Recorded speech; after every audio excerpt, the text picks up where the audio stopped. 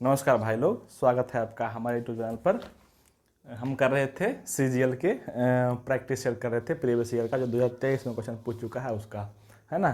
तो आज करेंगे उसी क्रम का अगला सीरीज करेंगे। और करेंगे कौन? आज करेंगे हम लोग कौन 17 जुलाई 17 जुलाई 2023 में जो सीजीएल का एग्ज़ाम हो चुका है ना।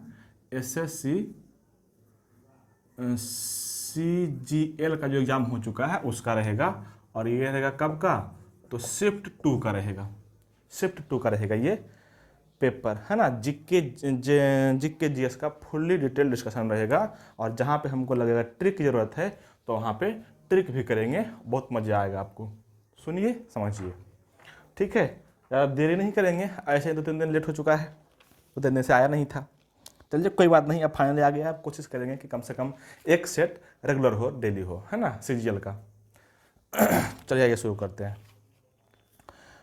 क्वेश्चन नंबर पहला है, फर्स्ट नंबर क्वेश्चन में कि भारत की राष्ट्रपति द्रौपदी मुर्मू ने 7 जनवरी 2023 को नई दिल्ली में डिजिटल इंडिया के कैवें संस्करण के अवार्ड्स प्रदान किए हैं। मतलब कि डिजिटल इंडिया का कैवां संस्करण का अवार्ड प्रदान किया गया था 2023 में, है ना। तो इसका जो आंसर पहले सुन लीजिए, आंसर होगा कौन? 7वें संस्करण के होगा, है ना। इसलिए कि डिजिटल इंडिया जो कार्यक्रम शुरू किया गया है, डिजिटल इंडिया, है ना, ये शुरू कब किया गया है? तो ये शुरू किया गया है 15 में, 1 जुलाई 2015 को शुरू किया गया था, है ना। तो 15 से अगर हम 23 जोड़ते हैं, अगर हमको याद नहीं भी, करंट अफेयर नहीं भी पढ़े ना, तब भी इसको कर सकते हैं। कैसे? अगर हमको याद आना चाहिए कि ये शुरू कब कब हुआ है डिजिटल इंडिया कार्यक्रम, 2015 में शुरू हुआ है। तो 15 से जोड़ेंगे 23, है ना, तो 8 वर्ष हो रहा है। लेकिन याद रखना बीच में, मतलब 2020 में जो कोरोना काल चल रहा था उस समय एक संस्करण रुक गया था, नहीं हो पाया था, है ना। तो एक संस्करण घटा करके 7वां संस्करण होगा इसका राइट आंसर, है ना। देखो इस तरह के क्वेश्चन जो है ना, पिछले जितने भी मतलब कि बहुत इंपॉर्टेंट योजनाएं बनी है, मिशंस बने हैं, है ना, इस सबको कम से कम याद रखा करिए, जो बहुत इंपॉर्टेंट है। यहाँ से सवाल बनते रहता है, अभी भी बनता रहता है। या तो करंट के रूप में बना देगा कि इसका कैमा वर्षगांठ हुआ, कैमा साल हुआ, है ना, उसी का इनॉग्रेशन कर देगा कोई कैबिनेट मिनिस्टर आके, तो वहाँ से सवाल बन जाते हैं करंट के रूप में भी, और उसको स्टैटिक के रूप में भी पूछा जाता है आजकल। तो कुछ क्वेश्चन यहाँ पे बहुत इंपॉर्टेंट है, उसको हम बोल देते हैं। देखिए जो सबसे पहले 2014 में आया था एक योजना, उसको बोलते क्या? स्वच्छ भारत मिशन। स्वच्छ भारत मिशन कब शुरू हुआ था? 2014 ईस्वी में, ठीक है। उसी के समय एक आया था इंद्रधनुष मिशन। इंद्रधनुष मिशन टीकाकरण से संबंधित है, वैक्सीनेशन से संबंधित है। तो दोनों बता रखना, 2014 का बहुत फेमस है। बहुत देखो मिशन बहुत सारे हैं, कार्यक्रम जो बोले चाहे योजना बोले बहुत सारे हैं, लेकिन जो बहुत इंपॉर्टेंट है, जो बार बार रिपीट करता रहता है, उसको हम सिर्फ कर रहे हैं, है ना। ये 2014 में। 15 में तो यही हो गया एक डिजिटल इंडिया कार्यक्रम, 15 वाला। एक और है बेटी बचाओ बेटी पढ़ाओ, ये भी कार्यक्रम शुरू हुआ था बहुत भयंकर रूप से, है ना, 15 में। और इसके अलावा एक और है नीति आयोग। नीति आयोग भी शुरू हुआ था कब? 2015 में ही शुरू हुआ था, है ना। तो ये काम कम से कम इसे बात रखिएगा 15 का। और एक आते हैं 16 में। 16 में 2-3 जो योजना चला है बहुत इंपॉर्टेंट है। कौन? एक है सबसे बड़ा रखिएगा, स्टार्टअप इंडिया 16 में। एक है उसी की तरह स्टैंड अप इंडिया, ये भी चला है कब? 16 में ही। एक हो गया स्टार्टअप इंडिया, एक हो गया स्टैंड अप इंडिया, एक हो गया नमामि गंगे, और एक हो गया कौन? उज्ज्वला योजना। उज्ज्वला योजना को तो अभी भी पूछता है, बहुत बार पूछा हुआ क्वेश्चन है। उज्ज्वला योजना से इतना क्वेश्चन पूछा है ना कि पहली बार कहाँ हुआ था, इनॉग्रेशन कौन किया था, ये कौन के थे? अमित शाह किए थे है ना। तो ये सारे क्वेश्चन आपको रखना है, कब कब शुरू हुआ है, कम से कम कुछ तो आपको रखना ही है, ठीक है। तो इस तरह से चलिए क्वेश्चन नंबर आगे बढ़ाते हैं। क्वेश्चन नंबर दूसरा है कि जनवरी 2022 में आईसीसी महिला क्रिकेटर ऑफ द ईयर के लिए रसेल होहो फ्लिंट ट्रॉफी के लिए नामित किया गया था। मतलब कि 23 में रसेल होहो ट्रॉफी किसको मिला है? सीधे सीधे क्वेश्चन ये है ना। इसको मिला है किसको? स्मृति मंधाना को मिला है, स्मृति मंधाना को। देखिए क्रिकेट के क्षेत्र में जिसका सबसे उत्कृष्ट योगदान रहता है उसको दिया जाता है ये वाला पुरस्कार, फ्लिंट रसेल होहो ट्रॉफी, महिला में। और यही रहेगा पुरुष में किसको दिया जाता है? तो पुरुष में जो पुरस्कार का नाम है वो है Garfield Sobers trophy. Garfield Sobers trophy दिया जाता है मेल में, जो सबसे उत्कृष्ट योगदान प्रदर्शन करता है क्रिकेट में, है ना, तो दोनों नाम अदकना है, ठीक है। अब खैर ये तो पुराना हो गया, लेकिन ट्रॉफी का नाम अदकना है। एक है महिला के लिए कौन, फ्लंट हो रहे तो महिला, और गारफील्ड रहे या सोवास ट्रॉफी रहे तो पुरुष के लिए। चलिए क्वेश्चन नंबर 3 में है कि प्रोपीन का रासायनिक सूत्र है। प्रोपीन का रासायनिक सूत्र पूछ रहा है, कुछ नहीं, बहुत ईजी है ना। इसका आंसर हो जाएगा कौन, C3H6। C3H6 जो है इसका क्या हो जाएगा, राइट आंसर हो जाएगा, है ना। देखो कुछ फॉर्मूला आपको केमिस्ट्री में से आपको याद रखना है अच्छे से। जैसे एक होता है कौन, प्रोपेन, सॉरी प्रोपेन नहीं करते हैं, इसका करते हैं एल्केन। एक होता है कौन, एल्केन, एक होता है एल्कीन, और एक और होता है एल्काइन। इस 3 तरह के फॉर्मूला आपको याद रखिएगा तो सारा क्वेश्चन बन जाएगा, इससे संबंधित कुछ छूटेगा नहीं, है ना। एल्केन का जो फॉर्मूला होता है वो होता है CnH2n+2, ठीक है। एल्कीन जो होता है वो होता है CnH2n, H2n ही सिर्फ, है ना। और एल्काइन जो होता है CnH2n-2, ये फॉर्मूला होता है, ठीक है।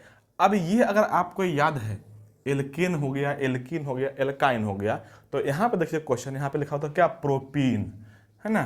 क्या पूछा हुआ क्वेश्चन, प्रोपीन। तो प्रोपीन किसके जैसा दिख रहा है, एल्कीन के जैसा। अगर था प्रोपेन तो ये लगाते, अगर था प्रोपाइन तो ये लगाते, है ना। तो इसका क्या हो जाएगा, अच्छा कार्बन 3, प्रोपीन कितना होता है, 3 होता है कार्बन में, तो C3 हो जाएगा, और H कितना हो जाएगा, 3 दूना 6, C3H6 हो जाएगा, है ना। अच्छा मिथ इथ जो होता है कम से कम तो 10 तक हाल में रखिए, है ना। पहले क्या होता है, meth, eth, prop, but, pent, hex, hept, oct, non, dec, इस तरह से होता है 10 तक, है ना। तो 10 कम से कम रखिएगा, है ना। बाकी बात इस फॉर्मूला से सब क्वेश्चन बन जाएगा, फॉर्मूला लिख सकते हैं आप, ठीक है। चलिए क्वेश्चन नंबर 4 में करते हैं कि नागरहोल और बांदीपुर जैसे भारत के कुछ प्रसिद्ध राष्ट्रीय उद्यान में संरक्षित घरेलू मवेशियों का निकटतम जंगली प्रजाति है। कौन है जंगली प्रजाति, इसका आंसर जो होगा क्या होगा, इसका आंसर होगा गौर। गौर जो है ना जंगली भैंस होता है ना, जो निकटतम जो मवेशी है पालतू है उससे मतलब कि बहुत नज़दीकी मतलब इसका मेल है गौर का। अभी देखो अगर सीधे सीधे क्वेश्चन रहता कि नागरहोल में सबसे अधिक मात्रा में या सबसे अधिक कौन पाया जाता है, कौन जानवर पाया जाता है, तो यहाँ पे उसका आंसर हो जाएगा एशियाई हाथी, एशियाई हाथी। लेकिन ये नहीं पूछा है, वहाँ पे क्वेश्चन पूछा है कि पाया तो जाते करता है, लेकिन पाया तो जाता ही है, लेकिन जो ये है क्या घरेलू मवेशी से उसका निकटतम संबंध हो, ये करना है आपको। तो इसका आंसर गौर होगा, है ना, जो जंगली भैंस के प्रकार है, ठीक है। तो यहाँ से कुछ क्वेश्चन इस तरह से पूछता है। अच्छा अगर ये सवाल पूछ दे कि नागरहोल कहाँ पे है, किस राज्य में है, किस स्टेट में है, बांदीपुर किस स्टेट में है, ये कहाँ पे है, कर्नाटक में। और कर्नाटक में जितने भी उद्यान हैं उसका एक ट्रिक हम आपको बताएंगे जो आपको याद रखना है अच्छे से, है ना। याद रखना है आपको, कान्हा बंदा बिल्ली चुराकर दिल्ली नगर भागा। क्या रखना है, कान्हा बंदा बिल्ली चुराकर दिल्ली नगर भागा। मतलब क्या क्या हो जाएगा यहाँ पर आना, क्या कान्हा बंदा बिल्ली चुराकर दिल्ली नगर भागा। कान्हा बंदा बिल्ली चुराकर दिल्ली नगर भागा, ये ट्रिक है। कान्हा से हो जाएगा क्या, कर्नाटक। मतलब कर्नाटक में कौन कौन सा राष्ट्रीय उद्यान है इसकी बात करेंगे इस सेंटेंस में। देखो तो यही बंदा से यही जो क्वेश्चन दिया, बांदीपुर हो गया, है ना। एक होता है बिल्लीगिरी, बिल्लीगिरी राष्ट्रीय उद्यान कहाँ पे है, कर्नाटक में। बिल्लीगिरी राष्ट्रीय उद्यान कहाँ पे, कर्नाटक में, है ना। चुराकर कुछ नहीं है, इसको सेंटेंस को थोड़ा सा इंटरेस्टिंग करने के लिए कर दिए हैं, है ना। दिल्ली से जगह क्या, दिल्ली से जगह दंदोली अंशी, दंदोली अंशी भी करना कहाँ पे है, कर्नाटक में। एक है नगर से जगह यही क्वेश्चन दिया हुआ, नागरहोल राष्ट्रीय उद्यान कहाँ पे है, कर्नाटक में। और भागा से जगह भद्रावती कहाँ पे, भद्रावती उद्यान या राष्ट्रीय उद्यान कहाँ पे है, कर्नाटक में। इस तरह से ये सारे उद्यान आपको कर्नाटक के याद हो जाएंगे, ठीक है। अच्छा इस समय क्या पाया जाएगा, एशियाई हाथी प्रमुख रूप से पाया जाता है, ठीक है। चलिए क्वेश्चन नंबर 5 में है कि भारत में सरकार की अनुमानित प्राप्तियों और व्यय की वार्षिक विवरण मतलब किसके रूप में जाना जाता है? अब ये तो बहुत इजी क्वेश्चन है। बजट को हम लोग क्या कहते हैं? बजट को कहते हैं क्या? भारत का राष्ट्रीय भारत का व्यय का वार्षिक विवरण कहते हैं। व्यय राष्ट्रीय आय का जो है ना वार्षिक विवरण कहते हैं बजट को, है ना।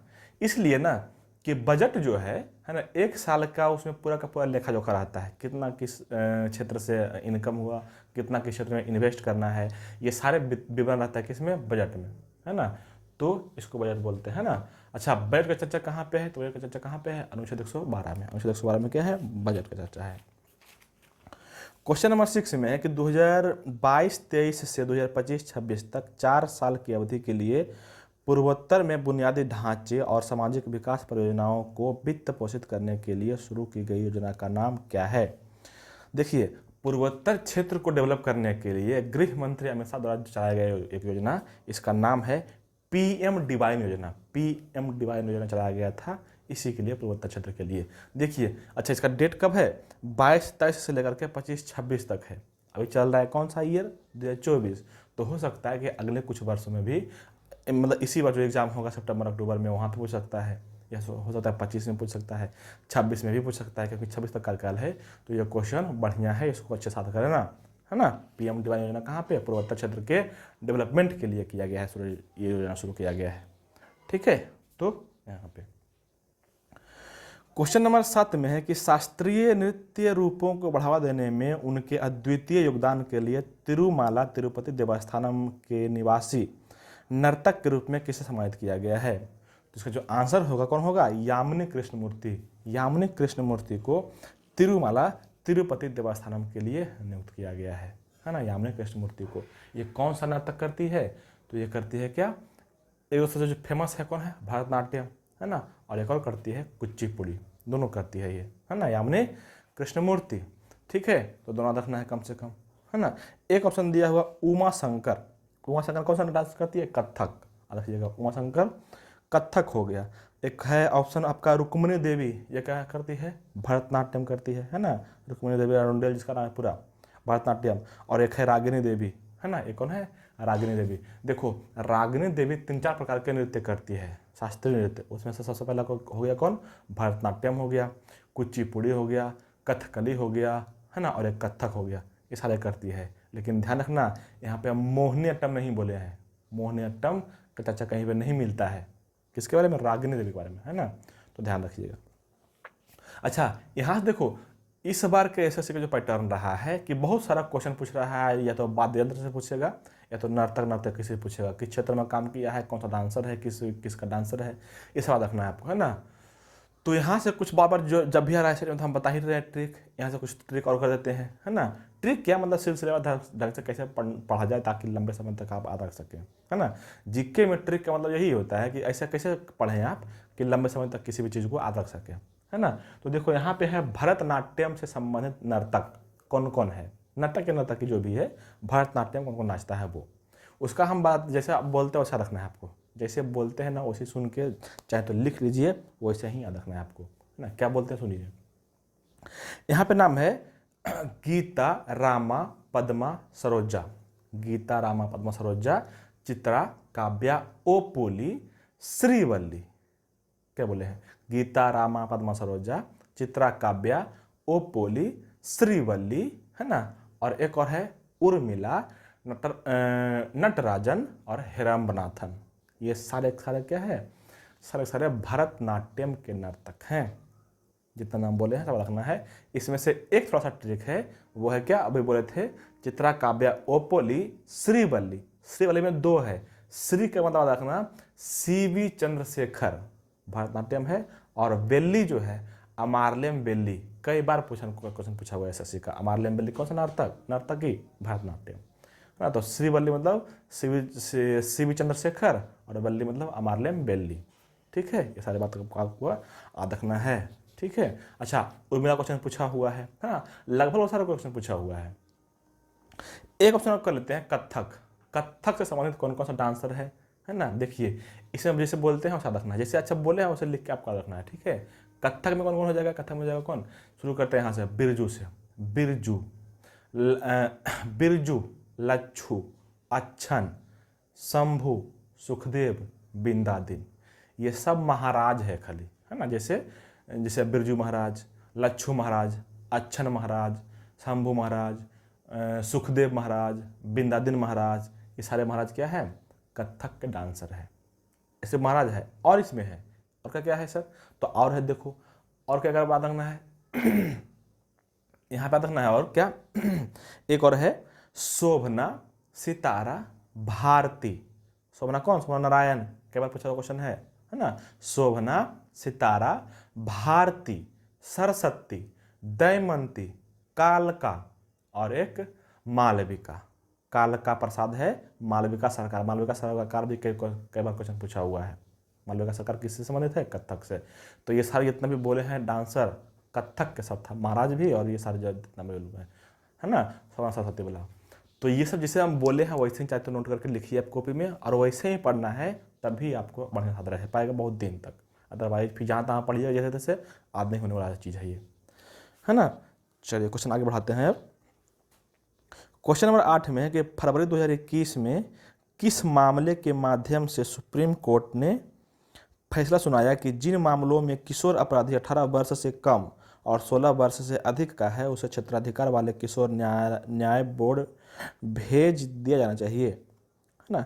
तो देखो इसका ये तो करंट अफेयर है, इसका जो आंसर होगा कौन होगा, देवीलाल बनाम मध्य प्रदेश, देवीलाल वर्सेस मध्य प्रदेश वाद जो है उसी में सुनाया गया था कि जो 18 वर्ष से कम है 16 वर्ष से अधिक है तो उसको थोड़ा सा किशोर न्यायालय में भेज दिया जाए, है ना, रिलीफ के लिए।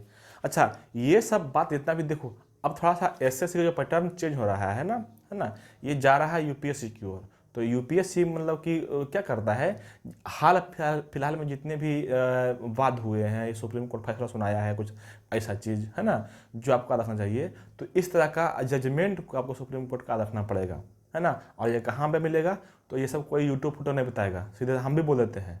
ये इसको आप सीधे सीधे कहाँ पे पढ़ सकते हैं, या तो आप रेगुलर पेपर पढ़िए, है ना, या तो आप सिर्फ और सिर्फ पीडी पढ़िए, मतलब क्या, प्रतियोगिता दर्पण पढ़िए। इसके अलावा बाकी कहीं पे नहीं मिलेगा। बाकी सब इधर उधर टालते रहेगा, है ना, ये पढ़ लो ये पढ़ लो, दिन भर में 50 क्वेश्चन बनाएगा खाली थी करंट अफेयर का। अरे करंट अफेयर कितना पढ़ेगा भाई, बहुत सारा करंट अफेयर है, कितना पढ़ेगा, लोग पागल हो जाएगा पढ़ पढ़ के। करंट अफेयर पढ़ेगा, बाकी सारा जी का बहुत सारा सिलेबस है, ज्योग्राफी है, इकोनॉमिक्स। अच्छा एसएससी में इकोनॉमिक्स पूछता है दुनिया भर, है ना, ज्योग्राफी पूछता है, साइंस पूछता है। अच्छा साइंस में बायोलॉजी पूछता है बहुत डीप से। इसके अलावा जीके के अलावा कई सारे सेगमेंट है, रीजनिंग है, मैथ है, इंग्लिश है। तो कितना पढ़ेगा, तो करंट अफेयर उतना ही पढ़ना है जितना से काम चले, ना कि दुनिया भर पढ़ते रहो। तो एक ही सब्जेक्ट में टाइम पास हो जाएगा, बाकी बात पढ़ नहीं पाएंगे, है ना। तो करंट के लिए सिर्फ वही चाहिए, रेगुलर पेपर पढ़िए और एक पढ़िए पीडीएफ प्रतियोगिता दर्पण जो मंथली आता है। इसके अलावा कोई काम नहीं देगा, कोई काम नहीं देगा, ये सच्चाई है। चलिए आगे बढ़ाते हैं। क्वेश्चन नंबर 9 में है कि संविधान के किस भाग में संघ कार्यपालिका के प्रावधान शामिल है। अब देखो यहाँ आया है क्वेश्चन कि संघ कार्यपालिका किस में है, तो इसका जो आंसर पहले सुन लो, आंसर तो होगा भाग 5 में। अब भाग 5 को पहले पूछा था कि संघ का वर्णन किस में है, तो भाग 5 में ये था। अब थोड़ा सा उसको ट्विस्ट किया है, संघ कार्यपालिका पूछ दिया है।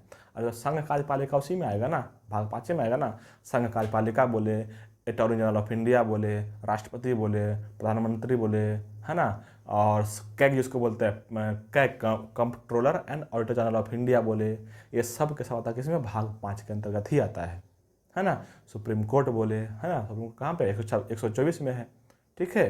तो अनुच्छेद 52 से लेकर के अनुच्छेद 151 तक क्या है, भाग 5 का भाग है, ये हिस्सा है आर्टिकल, ये सारे किसमें है, इसी के अंतर्गत आता है, ठीक है। तो थोड़ा सा इसमें याद रखना सब कुछ, है ना। अब देखो संविधान में कम से कम कुछ जो भाग है, 22 भाग है ऐसे मुख्य रूप से, कुछ भाग को आपको हर हाल में रखना है, कुछ क्या लगभग सबको याद रख ही लो, है ना। शुरू से हम सबके बारे में बताते हैं किसमें किसमें क्या है वर्णन, शुरू से सुन लीजिए।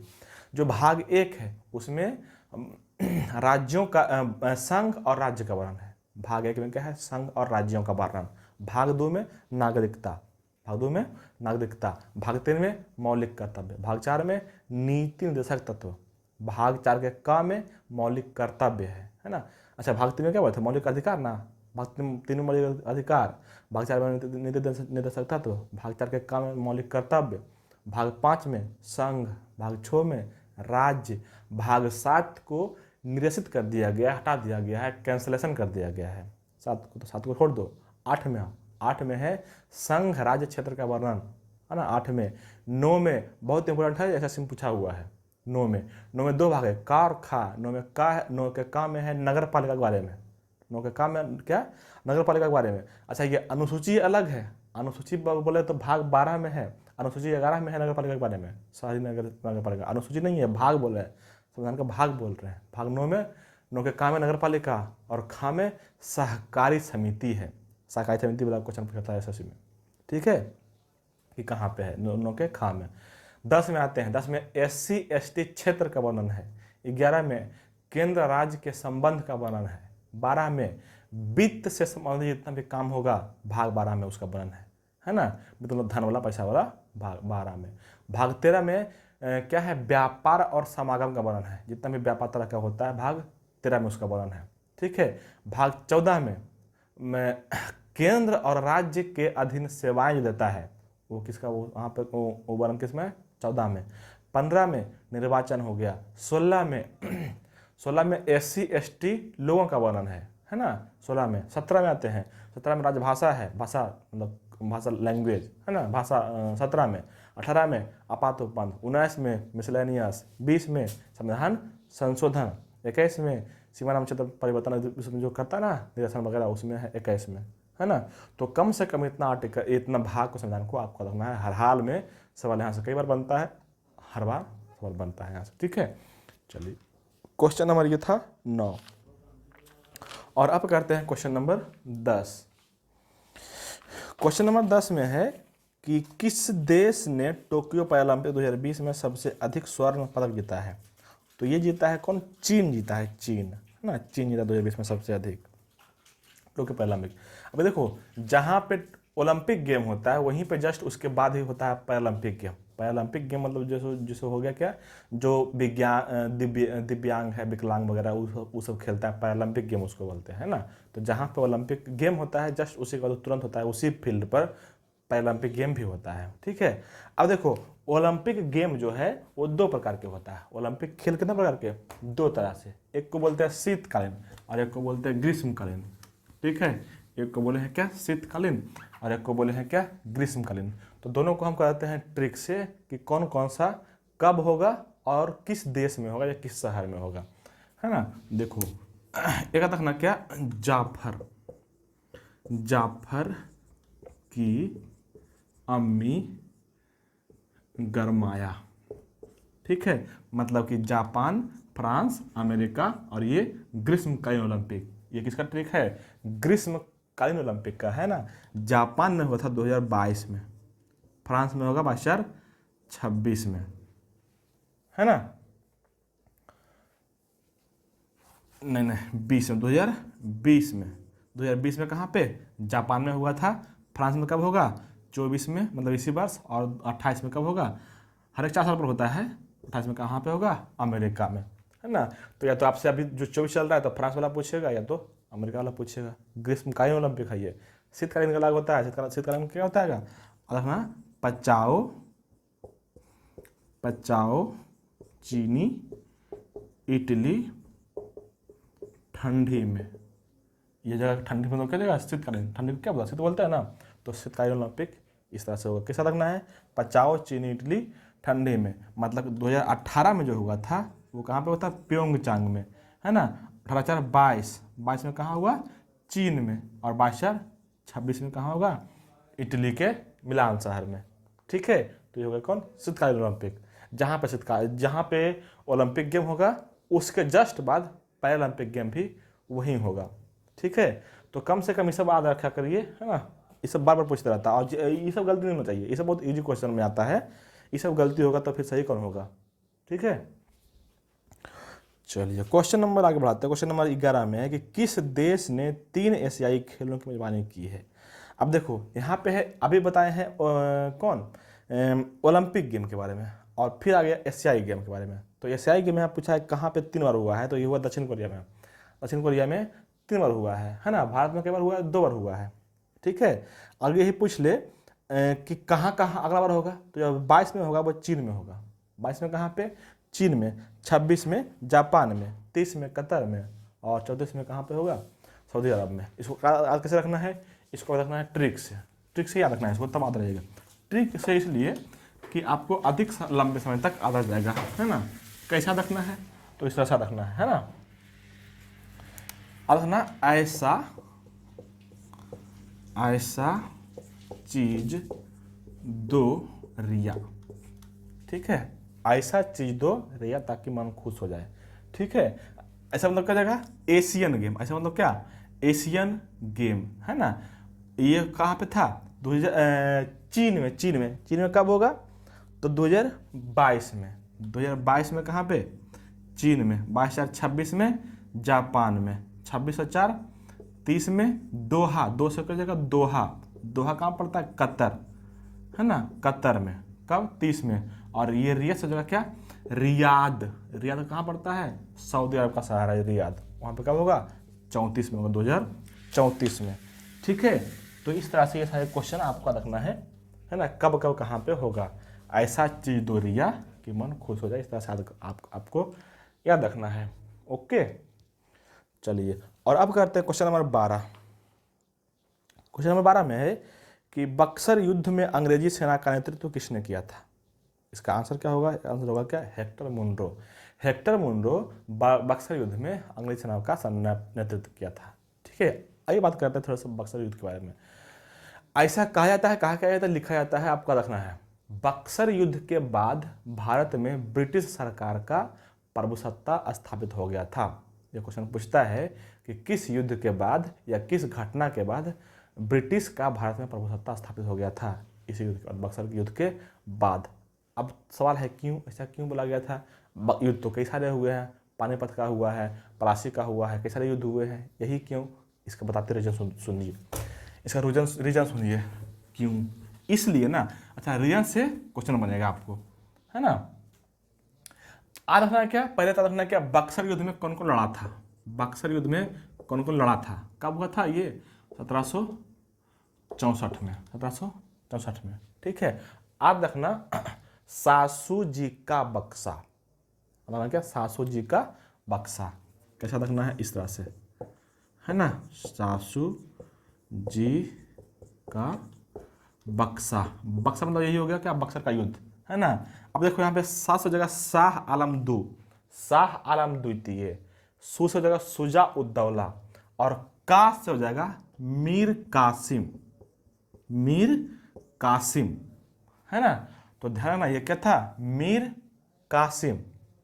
ठीक है, तो ये तीनों मतलब शाह आलम दू कहाँ पे था? ये दिल्ली में था, चल रहा था इसका।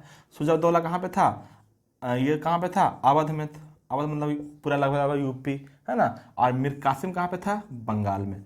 मतलब कि जो सबसे बड़ा एरिया था बंगाल का, जो सबसे बड़ा यूपी का अवध था, और था एक मुख्य रूप से दिल्ली। मतलब लगभग बड़ा जितना भी बड़ा एरिया था उस सबको क्या कर लिया? अपने अंडर में कर लिया था, है ना। और ये जो बक्सर का युद्ध हुआ था किसके साथ हुआ था? अंग्रेज के साथ। इसी में इसका अंग्रेज का सेनापति कौन था? Hector Munro. ये सवाल पूछा हुआ है।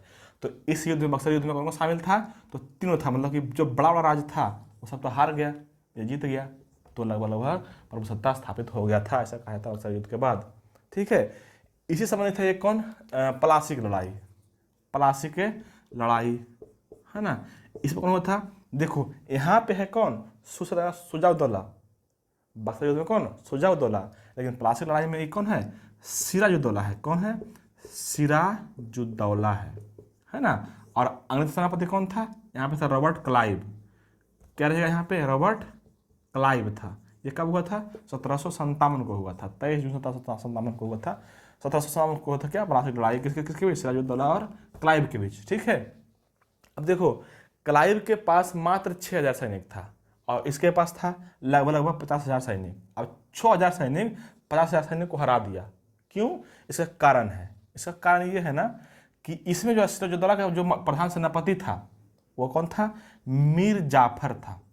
इसका प्रधान सेनापति कौन? मीर जाफर। देखो यहाँ पे जो लड़ा है बक्सर का युद्ध वो मीर कासिम है, यहाँ पे ध्यान रखना, सासू जी का बक्सा, का मतलब कासिम, कहाँ से, कासिम। और जा से रखना, जो चल गया दूसरे तरफ में चल गया उसको बोलते हैं जाफर, जा जाफर, जा इधर चल जा, है ना।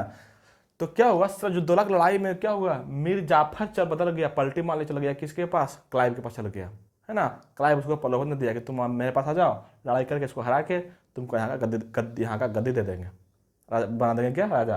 यही राज में चल गया बुढ़वा का, ये तो गया किसके पास, क्लाइव के पास, है ना। तो ये गद्दारी कर लिया। अब देखो सिराजुद्दौला का मेन जो प्रधान सेनापति था वही कर लिया गद्दारी, है ना। एक और नाम रखना, जगत सेठ, जगत सेठ उस समय का जो सबसे धनवान आदमी था उस एरिया में, है ना, वो था जगत सेठ। अब ये भी चल गया किसके पास, क्लाइव के पास, जगत सेठ भी चल गया किसके पास, क्लाइव के पास। मतलब ये दो प्रमुख आदमी जो सेनापति था और जिसके पास धन था, है ना। युद्ध में सैनिक और धन दोनों की जरूरत होती है, और ये दोनों इसके पास छिन गया, चल गया अंग्रेज के पास। इस कारण से जो है मुख्य रूप से ये हार गया था, ठीक है। प्लासी की लड़ाई, एक ऑप्शन दिया हुआ आपका क्या, आयरकूट। आयरकूट जो था बाउंडीबास का एक युद्ध हुआ था 1760 ईस्वी में, 1760 ईस्वी में हुआ था एक युद्ध, बाउंडीबास का युद्ध, है ना। और इसी में अंग्रेजी का नेतृत्व किया था कौन, आयरकूट, चार्ल्स आयरकूट किया था, है ना। ये किसके बीच हुआ था, ये हुआ था फ्रेंच और इंग्लैंड के बीच, है ना। लेकिन देखो लड़ाई हो रहा है फ्रांस और ब्रिटेन के बीच, लेकिन लड़ाई कहाँ पे हो रहा है, भारत में हो रहा है, क्योंकि दोनों अपना बच्चा से लड़ाई कर रहा था, है ना।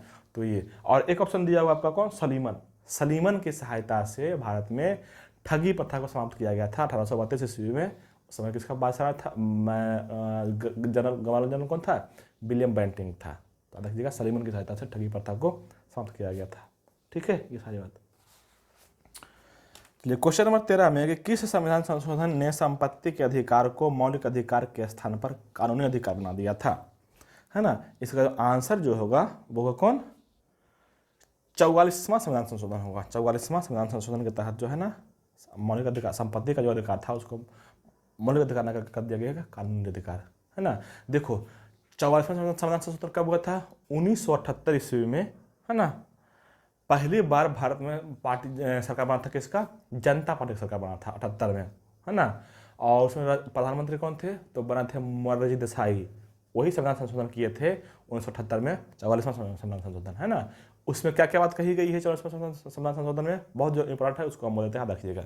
एक तो यही किया गया था क्या, जो 19 के एफ और 31 में जो संविधान में था क्या, आर्टिकल 19 के एफ और आर्टिकल 31 में था क्या, संपत्ति का अधिकार जो पहले था मौलिक अधिकार, उसको हटा दिया गया और रख दिया गया कहाँ पे, 300 के ए में, और कर दिया गया उसको क्या, कानूनी अधिकार कर दिया गया। तो संपत्ति अधिकार जो है मौलिक अधिकार नहीं है, वो कैसा रह गया, कानूनी अधिकार कर दिया गया। कहाँ पे कर दिया गया है, तो 300 के एक में, पहले कहाँ पे था, 19 के एफ में और 31 में था, ठीक है। ये बात हो गया। इसी संशोधन के तहत जो है कुछ वर्ड्स चेंज किया गया, जैसे सशस्त्र विद्रोह के जगह पे आंतरिक अशांति नाम, आंतरिक अशांति की जगह पे क्या दिया गया नाम, सशस्त्र विद्रोह नाम दिया गया था। ये दोनों बात हो गया। दूसरा एक और है क्वेश्चन इससे बनता है, देखिए जो 42वां संविधान संशोधन हुआ था ना, उसमें जो है ना लोकसभा और विधानसभा का कार्यकाल 5 वर्ष बढ़ाकर कर दिया गया था 6 वर्ष। लेकिन 44वां संविधान संशोधन में उसको घटा दिया गया, मतलब कि 6 वर्ष कर दिया गया, 5 वर्ष ही कर दिया गया था, है ना। तो ये सारी बातें आपको रखना है अच्छे से 44वें संविधान संशोधन से संबंधित। एक बात और बोल देते हैं जो बहुत बढ़िया क्वेश्चन है ना, अभी तक पूछा नहीं है लेकिन हो सकता है पूछ दे। ये कि आर्टिकल 74 है, आर्टिकल 74 में कहा गया है कि कैबिनेट मिनिस्टर का बात प्रधानमंत्री राष्ट्रपति को मानना पड़ेगा, हर हाल में मानना पड़ेगा। मतलब क्या, मतलब ये कि राष्ट्रपति कैबिनेट मंत्री के बात मानने के लिए बाध्य होंगे एक बार में। ये कहा गया था कब, 42वां संविधान संशोधन 1976 में। लेकिन इसी में थोड़ा सा चेंज किया गया 44वां में, वहाँ पे कहा गया कि नहीं, कैबिनेट का बात जो है राष्ट्रपति मानेंगे, लेकिन कोई जरूरी नहीं कि एक बार में माना, एक बार उसको रिजेक्ट कर सकते हैं लेकिन दूसरी बार में मानना पड़ जाएगा। तो वही सिर्फ एक लाइन चेंज किया था कि एक बार राष्ट्रपति उसको रिजेक्ट कर सकते हैं, लेकिन दूसरी बार जब उसको मानना पड़ेगा तो मान जाएंगे, है ना। तो इस तरह से बातें कही गई थी, सारे का बात था 44वां संविधान संशोधन का। चलिए क्वेश्चन नंबर 14 में कि चंगाई नृत्य किस राज्य से संबंधित है। तो चंगाई जो कहाँ पे होता है, ये होता है नागालैंड में। चंगाई नृत्य लोक नृत्य है जिसको बोलते हैं फोक डांस, कहाँ पे, नागालैंड में, है ना। और एक है आपका क्या, एमपी में मटकी होता है, मटकी डांस होता है वहाँ पे, लोक नृत्य है मटकी, ठीक है। एक ऑप्शन है आपका महाराष्ट्र। महाराष्ट्र में क्या क्या है, नकटी है, लावनी है, तमाशा है, कोली है, ये सारे क्या है लोक नृत्य कहाँ पे, महाराष्ट्र का। ठीक है। और एक ऑप्शन और दिया हुआ है कहाँ पे, एक ऑप्शन और दिया हुआ है झारखंड। झारखंड में क्या है, जाट जाटिन हो गया, छऊ हो गया, विदेशिया हो गया, सोहराई हो गया, है ना, ये सारे नृत्य कहाँ पे, झारखंड में। ठीक है, तो याद रखना। क्वेश्चन नंबर 15 में है कि बांग्लादेश का राष्ट्रीय फल क्या है। तो बांग्लादेश का राष्ट्रीय फल क्या है, कटहल है, कटहल बड़का गो कटदार कटहल, है ना। और ये पूछे बांग्लादेश का राष्ट्रीय फूल क्या है, तो फूल क्या है, सापला। सापला जो है बांग्लादेश का राष्ट्रीय फूल है। सापला को है मुकुदनी भी कहते हैं। ठीक है। और राष्ट्रीय फूल हो गया, राष्ट्रीय फल, राष्ट्रीय चिन्ह बोलेगा तो क्या है, वाटर लिली है, वाटर लिली। ठीक है। चलिए क्वेश्चन नंबर 16 में हो गया, 16 में, कि किस रसायन का प्रयोग तैयारी, भंडारण और वितरण के दौरान खाद्य पदार्थों और पेय पदार्थों को धीमा करने और उनका रंग बदलने के लिए परिरक्षक के रूप में किया जाता है। तो इसका आंसर जो होगा कौन होगा, सल्फाइट होगा, है ना। सल्फाइट का प्रयोग ही किया जाता है इस फॉर्म में। देखो ये सब क्वेश्चन कुछ जो है ना बहुत बढ़िया क्वेश्चन पूछता है एसएससी, है ना। एसएससी पे यहाँ पर देखो हमको देख के बहुत मज़ा आता है। तो इस तरह का क्वेश्चन जो कहाँ पे है, ये मिलेगा आपको केमिस्ट्री में, है ना। केमिस्ट्री में खाद्य परिरक्षण के क्षेत्र में इसका प्रयोग किया जाता है सल्फेट के रूप में, है ना। तो ये सब कुछ क्वेश्चन याद रखिएगा। क्वेश्चन नंबर 17 में है कि कौन सा सुधारवादी समाज वेदों की सभी ज्ञान का स्रोत माना जाता था। अब देखो बात आया जब वेद की, तो वेद के बारे में कौन बोले हैं, कभी आपका एक नारा का नाम आता होगा, वेदों की ओर लौटो। ये कौन बोले थे, दयानंद सरस्वती बोले थे, वेदों की ओर लौटो। तो वही, अच्छा यहाँ पे सभा का नाम दिया हुआ है, तो क्या हो जाएगा आंसर, आर्य समाज हो जाएगा। आर्य समाज का स्थापना कौन किया था, दयानंद सरस्वती किए थे। 1875 में बम्बई में किया गया था, है ना। तो कहाँ पे हुआ था ये भी पूछता है, कब हुआ था ये भी पूछता है, कौन किया था ये भी पूछता है, तो सबको याद रखना है ना।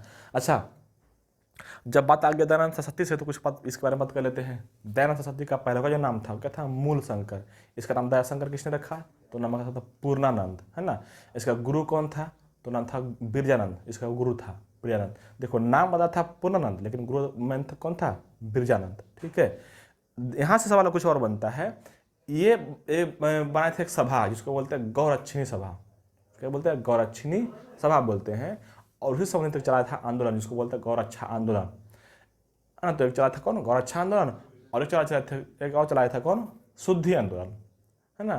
तो दोनों चलाया था। शुद्धि आंदोलन के अंतर्गत ये करना था कि जो लोग जो है हिंदू धर्म से या आर्य से बिछड़ गया था, मतलब अलग धर्म को अपना लिया था, उसको फिर से इसमें आने का मौका दिया गया था। उसी को बोला गया था क्या, शुद्धि आंदोलन चलाया था। कौन चलाए थे, ये दयानंद सरस्वती चलाए थे। इन्हीं का एक बहुत बढ़िया फेमस दो बुक है, एक है कौन, सत्यार्थ प्रकाश, बहुत फेमस बुक है, कई बार पूछा हुआ एग्जाम में, है ना। एक और है कौन, पाखंड खंडिनी, पाखंड खंडिनी भी इनका बुक है। ठीक है। दयानंद सरस्वती को बोला जाता है क्या, भारत का मार्टिन लूथर किंग बोला जाता है दयानंद सरस्वती को, है ना। तो कम से कम ये सारी बातें आपको रखना है, अच्छा जितना बात बोले हैं। ठीक है। चलिए एक क्वेश्चन आपका ऑप्शन में दिया हुआ है, इसमें एक और क्या, एक ऑप्शन दिया हुआ आपका क्या, कि थियोसॉफिकल सोसाइटी के बारे में दिया। थियोसॉफिकल सोसाइटी का स्थापना कब हुआ था, 1875 ईस्वी में हुआ था। कहाँ पे, न्यूयॉर्क में। थियोसॉफिकल सोसाइटी का स्थापना 1875 में हुआ था। कहाँ पे, न्यूयॉर्क में, अमेरिका में, है ना। कौन किया था, तो रूस के एक थी मैडम ब्लावाटस्की, और अमेरिका का था एक कर्नल अलकाट, यही दोनों का किया था क्या, थियोसॉफिकल सोसाइटी की स्थापना, है ना। इसका मतलब क्या होता है, थियोस का मतलब होता है ईश्वर, और सोफिया का मतलब होता है ज्ञान। मतलब कि थियोसॉफिकल का मतलब क्या हो जाएगा, ईश्वर का ज्ञान, मतलब कि ईश्वर का संदेश पहुंचाने के लिए इस संस्था का स्थापना किया गया था, थियोसॉफिकल सोसाइटी के, है ना। कहाँ पे क्या, न्यूयॉर्क में। अच्छा हम भारत में क्यों पढ़ते हैं, तो इसलिए कि थियोसॉफिकल सोसाइटी का स्थापना हुआ था न्यूयॉर्क में, लेकिन भारत में इसका खोला गया था हेडक्वार्टर। इसका मुख्यालय कहाँ पे खोला गया था, भारत में। भारत के मद्रास शहर के अडयार जगह पे खोला गया था, थियोसॉफिकल सोसाइटी के ब्रांच खोला गया था, बोल सकते हैं हेडक्वार्टर खोला गया था। और जब कर्नल अलकाट मर गया ना, तो इसका अध्यक्ष बनी थी एनी बेसेंट, थियोसॉफिकल सोसाइटी के, है ना। तो यहाँ सवाल बनता है, कई बार बना हुआ क्वेश्चन है। ठीक है। एक ऑप्शन दिया हुआ है आपका, प्रार्थना समाज। प्रार्थना समाज की स्थापना कौन किया है, आत्माराम पांडुरंग की है, आत्माराम पांडुरंग की 1867 ईस्वी में बम्बई में, है ना। अच्छा, इसके साथ एक और नाम रहता है, आत्माराम पांडुकर, और एक रहेगा केशव चंद्र सेन, ये दोनों ने किया है, ठीक है।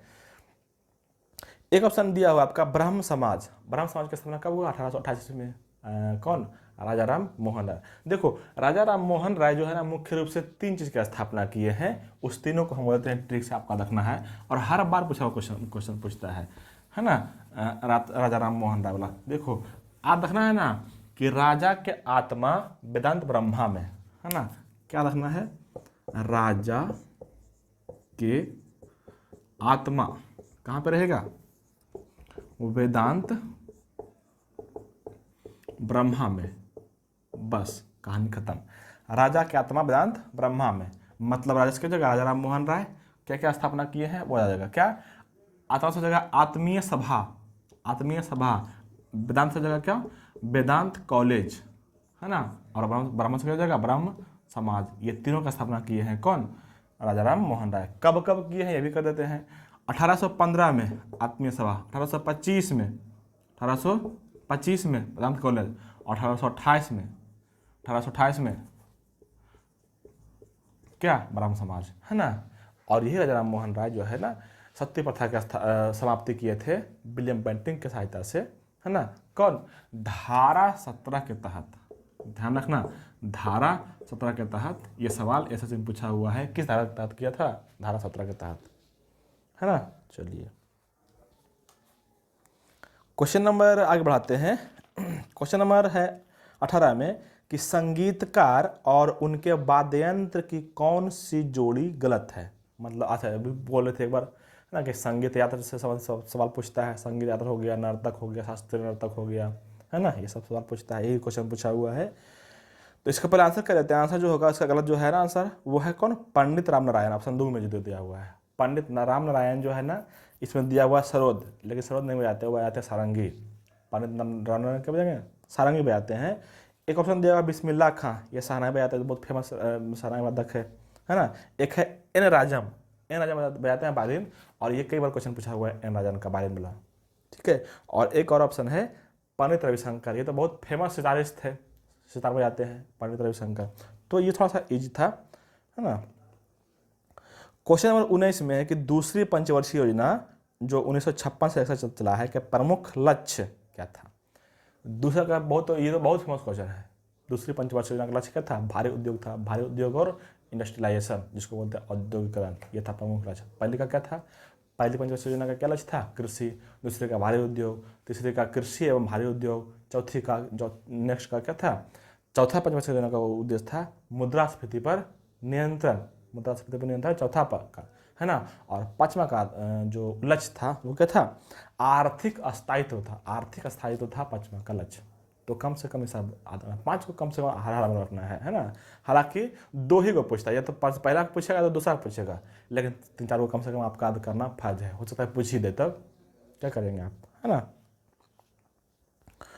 चलिए क्वेश्चन नंबर 20 में है कि सिस्मोग्राफ का प्रयोग के मापने के लिए, मतलब सिस्मोग्राफ का प्रयोग क्या मापने के लिए किया जाता है, ये क्वेश्चन है। तो इसका आंसर जो होगा वो होगा कौन?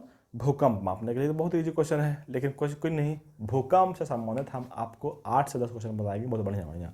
सबसे पहले ध्यान रखना है कि भूकंप आता क्यों है।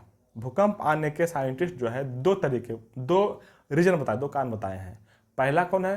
पहला है इलास्टिक रिबाउंड थ्योरी, है ना। दूसरा कौन है जो बहुत फेमस है, ये नहीं जानते होंगे शायद आप, इलास्टिक रिबाउंड थ्योरी के बारे में आप जानते होंगे कौन? प्लेट विवर्तनिक थ्योरी के बारे में, है ना। वो भी है फेमस, लेकिन ये भी है ना। तो दोनों रखना है। इलास्टिक रिबाउंड थ्योरी क्या होता है? देखो, इलास्टिक रिबाउंड थ्योरी का मतलब ये होता है कि जैसे देखो, जो पृथ्वी बना हुआ है वो अंदर में कई प्लेट है उसमें, है ना। तो अग्नाशय चट्टान जिसको बोलते हैं ना, अग्नि चट्टान जिसको बोलते हैं। तो जैसे मान लो कि पृथ्वी सतह है ना, और सतह के नीचे कोई सारे प्लेट लगा हुआ है, कई सारे क्या है? प्लेट लगा हुआ है। तो मान लेते हैं कि एक प्लेट ये है और एक प्लेट ये है ना। तो कुछ साइंटिस्ट का मानना है ना कि जो प्लेट है ना, ये क्या है? इलास्टिक है। ये कैसा है? इलास्टिक समझते हैं ना, रबड़ नियम खिंचने वाला, है ना। और जब इस पर भार पड़ता है ना, अधिक भार पड़ जाता है, भार जैसे भार पड़ रहा है, भार पड़ रहा है, भार पड़ रहा है, तो भार पड़ते पड़ते कोई कोई जो है चट्टान जो है थोड़ा मुला ज़्यादा होता है, तो ये क्या होता है, एकाएक टूट जाता है। टूटने पर क्या होता है, यहाँ पे गिर जाएगा, और जो चूंकि ये इलास्टिक है तो थोड़ा सा ऊपर नीचे होगा, इसी क्रम में धरती ऊपर नीचे होता डोलता है, बोलते हैं। तो भूकंप का एक रीजन तो ये है, इसको बोलते हैं क्या, इलास्टिक रिबाउंड थ्योरी। और एक जो है फेमस, जो आप जानते होंगे, कौन, प्लेट विवर्तनिक वाला। प्लेट विवर्तनिक मतलब क्या होता है, प्लेट विवर्तनिक थ्योरी, है ना। इसमें क्या होता है कि दो प्लेट जो है आपस में टकराता है, इस कारण से भूकंप आता है ना। तो ये भी ये दोनों है ना। अच्छा, भूकंप अगर पृथ्वी मतलब सतह पे आया, जमीन पे, तो उसको बोलते हैं भूकंप ही। यही भूकंप मतलब कि यही प्लेट टकराया समुद्र के नीचे, तो उसमें समुद्र में मतलब समुद्र का पानी हिलेगा, समुद्र डुलेगा, तो उसका क्या होगा, पानी इधर उधर होगा, उसको बोलते हैं सुनामी बोलते हैं, है ना। अब देखो, भूकंप का ये दो रीजन हो गया। भूकंप जब होता है तो उसमें 3 प्रकार के तरंग निकलता है। एक को बोलते हैं पी तरंग, एक को बोलते हैं एस तरंग, एक को बोलते हैं एल तरंग। कौन कौन तरंग, है ना। एक को बोलते हैं कौन, एक बोलते हैं क्या, पी तरंग, एक को बोलते हैं एस तरंग, और एक को बोलते हैं क्या, एल तरंग। पी जो होता है सबसे सबसे खतरनाक और सबसे अधिक तेजी से चलता है। ये सवाल पूछा हुआ है कि सबसे अधिक तीव्र गति से चलने वाला भूकंपीय तरंग कौन है, पी तरंग है। उसके बाद चलेगा, वो चलेगा एस तरंग, और सबसे कम चलेगा एल तरंग। ये कहाँ कहाँ पे चलता है, ये चलता है कहाँ पे, ठोस में और तरल में, दोनों में चलेगा, ठोस और तरल दोनों में, है ना। और ये कहाँ पे चलेगा, ये सिर्फ चलेगा ठोस में, है ना। और ये कहाँ पे चलेगा, सिर्फ धरती के ठोस के सतह पे चलेगा, धरती के सतह पे बोल सकते हैं, या ठोस के सतह पे चलेगा। एल तरंग सबसे मतलब कि ये लोएस्ट होता है, लोएस्ट पावर का होता है ना ये। अच्छा, यहाँ सवाल और बनता है कि जो पी तरंग होता है किसके समान होता है, याद रखना, ये होता है अनुदैर्घ्य तरंग। ये कैसा रहेगा, अनुदैर्घ्य तरंग। ये कैसा रहेगा, अनुप्रस्थ तरंग। अनुप्रस्थ जो होता है प्रकाश के समान होता है, अनुदैर्घ्य जो होता है ध्वनि के समान होता है। ठीक है, तो इस सारे क्वेश्चन यहाँ से आपको याद रखना है। कुछ क्वेश्चन और करना है आपको भूकंप से। भूकंप में, भूकंप को मापने के लिए 3 प्रकार के स्केल होते हैं, है ना। एक को बोलते हैं मर्केली स्केल, एक को बोलते हैं रॉसीफेल स्केल, और एक को बोलते हैं रिक्टर स्केल। तो जो आप जानते होंगे कौन, रिक्टर स्केल, है ना। लेकिन और भी स्केल होते हैं, मर्केली भी होता है, रॉसीफेल भी होता है, ये दोनों भी होते हैं स्केल भूकंप मापने के लिए। सारा क्वेश्चन याद रखना है, ठीक है। अच्छा, भूकंप जहाँ पे आता है उसके ऊपरी सतह जो पृथ्वी पर होता है उसको क्या बोलते हैं, अधिकेंद्र बोलते हैं, उसको एपी सेंटर बोलते हैं उसको। चलिए आगे करते हैं। क्वेश्चन नंबर 21 में है कि यह कार्यक्रम ईसा मसीह के पुनरुत्थान के उपलक्ष्य में मनाया जाता है। मतलब कि ईसा मसीह के पुनरुत्थान के रूप में मनाया जाता है कार्यक्रम, मनाते हैं ईस्टर, ईस्टर मनाते हैं ईसा मसीह के पुनरुत्थान के रूप में। देखो, बाइबल में लोगों का मानना था कि ईसा मसीह को जब सूली पर चढ़ाया गया था ना, तो उसके तीसरे दिन बाद, मतलब 3 दिन के बाद जो है जीवित हो गए थे वो, है ना। इसी कारण से मनाया जाता है ईस्टर, है ना। इसमें ऐसा इसका दो क्वेश्चन भी देख लो, इसमें क्या है, ईसा मसीह के पुनरुत्थान के लिए, मतलब फिर से जीवित हो गए थे, तो मनाते हैं क्या, ईस्टर। एक ऑप्शन है आपका क्रिसमस, ईसा मसीह के जन्मदिन को सेलिब्रेट करते हैं क्रिसमस के रूप में, है ना। और एक ऑप्शन है क्या, होली फ्राइडे, इसी का एक और नाम है मॉन्डी फ्राइडे, होली फ्राइडे या मॉन्डी फ्राइडे। ठीक है, देखो बाइबल में लोगों का मानना है कि ईसा मसीह जो है ना, अपने सूली पर चढ़ाने के पहले जो भोजन किए थे उसको बोलते क्या, अंतिम भोजन।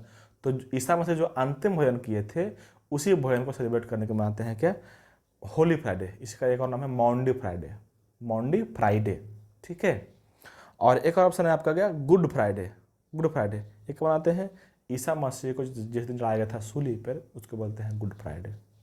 ठीक है, तो क्वेश्चन नंबर 22 में है कि स्टार्च का दूसरा नाम जो मुख्य रूप से बीज, फल, कंद, जड़ों और पौधों के तनों के गुद्दे में पाया जाता है, विशेष रूप से मकई, आलू, गेहूं और चावल में। यह हार्ड क्वेश्चन नहीं है, बहुत आसान क्वेश्चन है। हाँ, कहीं जरूर आप पढ़े होंगे, पाचन सिस्टम में पढ़े होंगे, डाइजेस्टिव सिस्टम में, क्या कि स्टार्च हो गया या कार्बोहाइड्रेट हो गया, बोलते ग्लूकोज हो गया, उसको पचाता है कौन कौन। अच्छा, आपका होगा तो पचाता है कौन, स्टार्च को पचाने वाला एंजाइम कौन है, उसको बोलते क्या, पचाने वाला एंजाइम का नाम क्या है, एमाइलेज है। एमाइलेज एंजाइम जो है स्टार्च को पचाता है ना।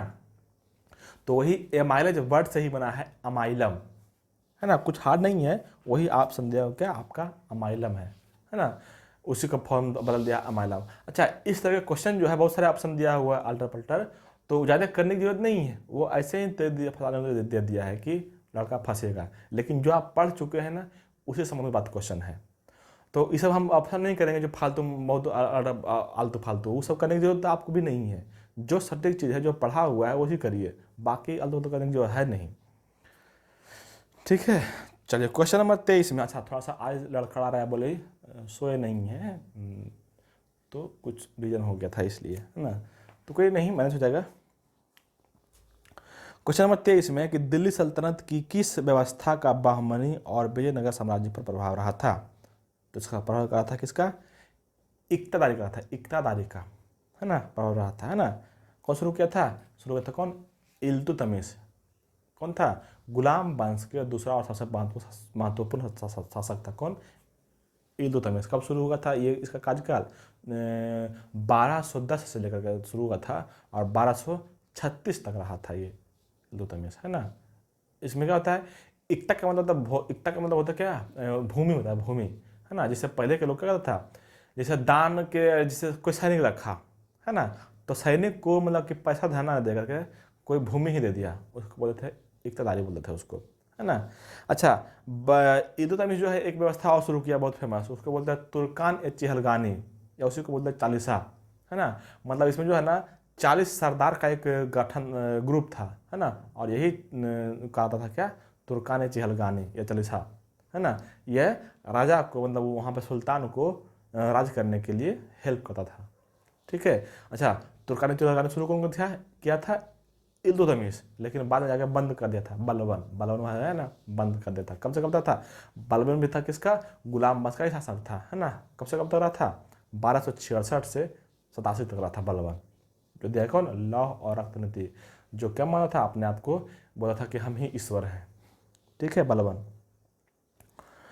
क्वेश्चन नंबर 24 में है कि जब CH3 CH2OH O2 के साथ प्रतिक्रिया करता है तो बचा उत्पाद बनता है, क्या बनता है? इसमें देखो बनेगा, जो ना बनेगा ना, वो बनेगा CO2 और H2O बनेगा, और उसमें बनेगा और प्रकाश बनेगा, है ना। चलिए चलिए, क्वेश्चन नंबर है एक लास्ट नंबर, क्वेश्चन नंबर 25 में है कि समाहर्ता का कार्य क्या है? समाहर्ता का कार्य है क्या? कर का निर्धारण करना है समाहर्ता का कार्य। मौर्य वंश में समाहर्ता उसको बोलते थे जो कर का मतलब टैक्स का निर्धारण करता था, उसको बोलते थे समाहर्ता, है ना। एक वर्ड है आपको कुछ, अच्छा, मौर्य वंश से कुछ कुछ जो वर्ड्स है जो मतलब अधिकारी के रूप में प्रयोग किया जाता था, उसका नाम बोल देते हैं, बहुत जो इंपॉर्टेंट है उसका नाम बोल देते हैं, आप प्लीज सुनिएगा आराम से। ठीक है। एक वर्ड है तीर्थ। अधिकारियों में जो सबसे सर्वोच्च था उसको बोलते थे तीर्थ, उसको बोलते थे क्या? तीर्थ। एक है सन्निधाता, उसको बोलते थे कोषाध्यक्ष को बोलते थे क्या? सन्निधाता बोलते थे कोषाध्यक्ष को, है ना। एक है परदेष्टा, परदेष्टा किसको बोलते थे? कमिश्नर को बोलते थे क्या? परदेष्टा। ठीक है। एक वर्ड है आपका क्या? रज्जुक। राजस्व के अधिकारी को रज्जुक बोलते थे। एक है सौवर्णिक, टकसाल के अधिकारी को सौवर्णिक बोलते थे, टकसाल के अधिकारी को सौवर्णिक। एक है अमात्य, योग्य अधिकारियों का समूह अमात्य कहलाता था, है ना। और एक वर्ड है और कौन? रूपदर्शक। सिक्का के जांचकर्ता को बोलते थे क्या? रूपदर्शक। सिक्का के जांचकर्ता कौन? रूपदर्शक। और एक वर्ड और है महामात्यप सर्प, महामात्यप सर्प, है ना। गुप्तचर विभाग के अधिकारी को बोलते थे क्या? महामात्यप सर्प। तो ये सारे के कौन वर्ड्स है? मौर्य वंश के अधिकारियों के नाम था, है ना। तो इस बात को कम से कम रखना है। ठीक है। तो इस तरह से आज का सेशन मतलब कि 17 जुलाई 2023 में जो शिफ्ट SSC का शिफ्ट 2 का पूरा जीके का रहा। हाँ, आज थोड़ा सा आज माफ़ी चाहेंगे इसलिए कि थोड़ा सा वर्ड मेरा भाषा आवाज़ लड़खड़ा रहा है ना, इसके लिए माफ़ी चाहेंगे। अगली बार से बहुत अच्छे से होगा डिस्कशन। ठीक है, ये मेरी गारंटी है। चलिए, तब तक के लिए ओके, बाय बाय, अपना ख्याल रखिए।